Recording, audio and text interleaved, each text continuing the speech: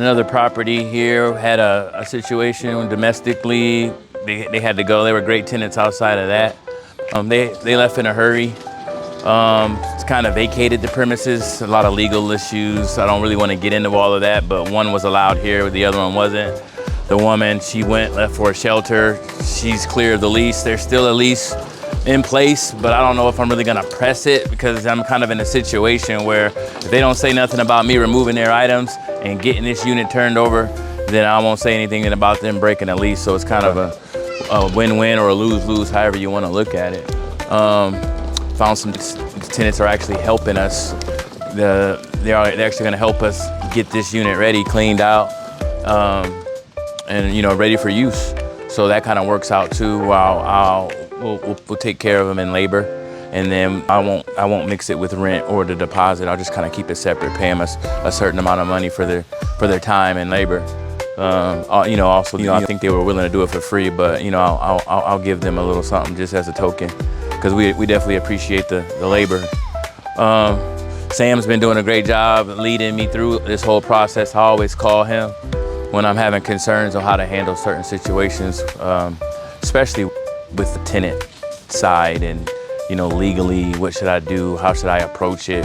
He gave me several different ways to handle this situation, and I elected to go with the maybe a little more risky, more aggressive, but at the end of the day, as far as making money and being negative and having this thing vacant, I went with the way that is most effective as far as getting it turned over and renting it out. There's long-term ways of doing it to protect myself, more cost-effective, taking it to storage, trying to reach out, giving them a certain amount of time, signage. I elected to get it cleaned out and just get it turned over and just keep my fingers crossed, going with my instincts on this. But yeah. You want to advertise for a side hustle? Well, my side hustle is real estate. Actually, my number one hustle is JJ's Plumbing. So naturally, I'm a residential, light commercial service guy. JJ Plumbing, call me for any of your needs, gas lines, faucets, leaks, anything with a pipe in a house. I'm curious, why you decide to do real estate as a side hustle?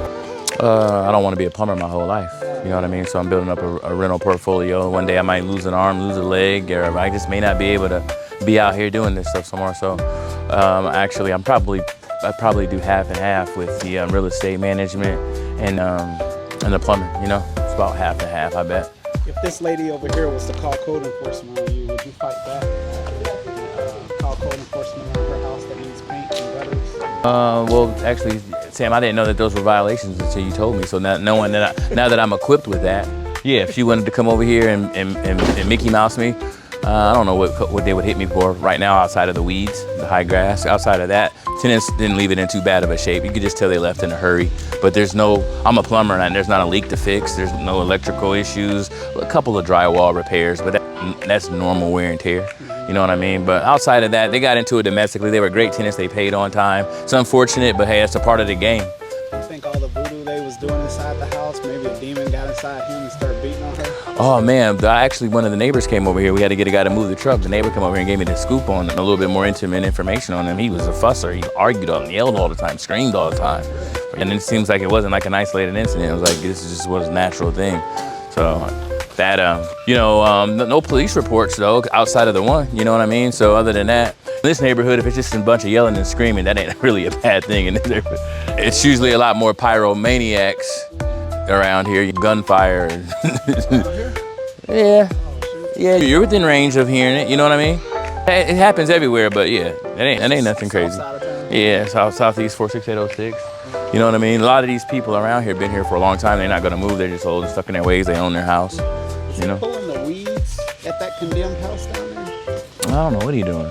I've seen him been cleaning it out all by himself today. It's condemned on the floor. He getting to it though, ain't he? Yeah.